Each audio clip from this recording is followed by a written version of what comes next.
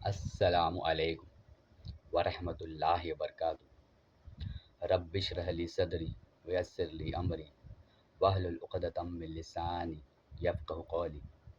بسم اللہ الرحمن الرحیم۔ عقائد پارٹ 14 برزخ۔ اللہ تعالیٰ نے دنیا اور آخرت کے درمیان ایک اور جہاں کا عالم بسایا ہے، جو مرنے کے بعد سے اس جہاں کو برزخ کہتے ہیں۔ قبر سے یہی عالم مراد ہوتا ہے۔ انسان جب مر جاتا ہے، اگر دفن کیا جائے تو دفن ہونے کے بعد، ورنہ جس حال میں ہو اس کے بعد، دو نہایت ہیبت ناک فرشتے آتے ہیں، جن کا رنگ سیاہ اور آنکھیں نیلی ہوتی ہیں، جن میں سے ایک کو منکر اور دوسرے کو نکیر کہتے ہیں۔ یہ ترمذی کی حدیث نمبر 1071 میں ہے۔ منکر و نکیر مردے سے سوال کرتے ہیں کہ تیرا رب کون ہے، تیرا دین کیا ہے۔ حضرت محمد صلی اللہ علیہ وسلم کے بارے میں پوچھتے ہیں کہ یہ شخص کون ہے۔ اگر مردہ ایمان والا ہو تو ٹھیک جواب دیتا ہے، میرا رب اللہ ہے، میرا دین اسلام ہے، اور حضرت محمد صلی اللہ علیہ وسلم اللہ کے رسول ہیں۔ ٹھیک جواب دینے کے بعد پہلے اس کے سامنے دوزخ کا منظر پیش کیا جاتا ہے اور کہا جاتا ہے کہ تمہارا ٹھکانہ یہاں ہوتا اگر اللہ نے تم کو اس سے بچا لیا۔ پھر اسے جنت کا نظارہ کرایا جاتا ہے، اس کے لیے جنت کے بچھونے بچھائے جاتے ہیں، اس کو جنت کے کپڑے پہنائے جاتے ہیں، جنت کا دروازہ کھول دیا جاتا ہے، اس کی قبر کشادہ کر دی جاتی ہے، اور خوبصورت چہرے، بہترین لباس اور عمدہ خوشبو میں اس کا نیک عمل اس کے سامنے حاضر ہوتا ہے۔ اس کے بعد وہ خوشی میں کہتا ہے، اے رب قیامت قائم فرما، اے رب قیامت قائم فرما، تاکہ میں اپنے اہل و عیال اور مال جنت کی حوروں اور اس کی نعمتوں میں پہنچ جاؤں۔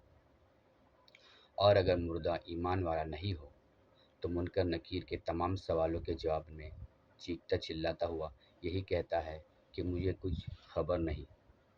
اس ناکامی کے بعد پہلے اس کو جنت کا منظر دکھایا جاتا ہے اور کہا جاتا ہے کہ اگر تم ایمان لاتے اور نیک اعمال کرتے تو تمہارا ٹھکانہ یہاں ہوتا۔ پھر اس پر اللہ تعالیٰ کا عذاب مسلط ہو جاتا ہے، اس کے نیچے آگ بچھا دی جاتی ہے، اس کے لیے دوزخ کا دروازہ کھول دیا جاتا ہے، فرشتے لوہے کے ہتھوڑے سے اس کو ایسا مارتے ہیں کہ جنات اور انسان کے علاوہ سب اس کی آواز سنتے ہیں۔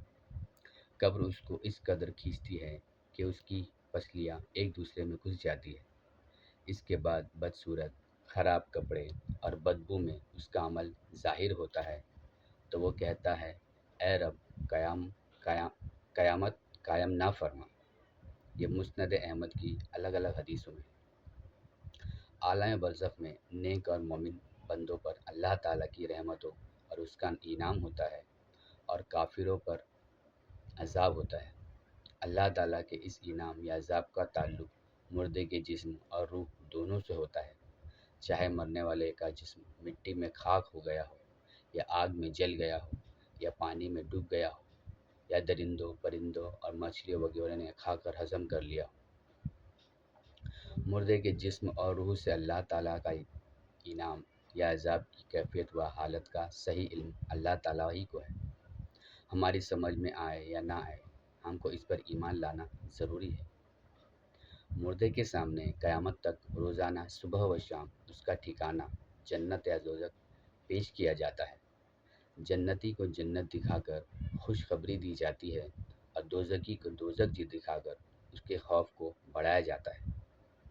صحیح بخاری کی حدیث نمبر 1379 میں ہے کہ ہم مسلمانوں کا عقیدہ ہے کہ برزخ حق ہے، ہر ایمان والے کو اس پر ایمان لانا ضروری ہے۔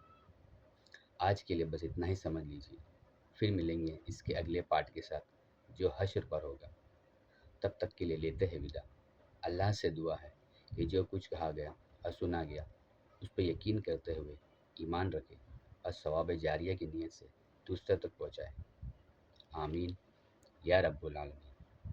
السلام علیکم ورحمۃ اللہ وبرکاتہ۔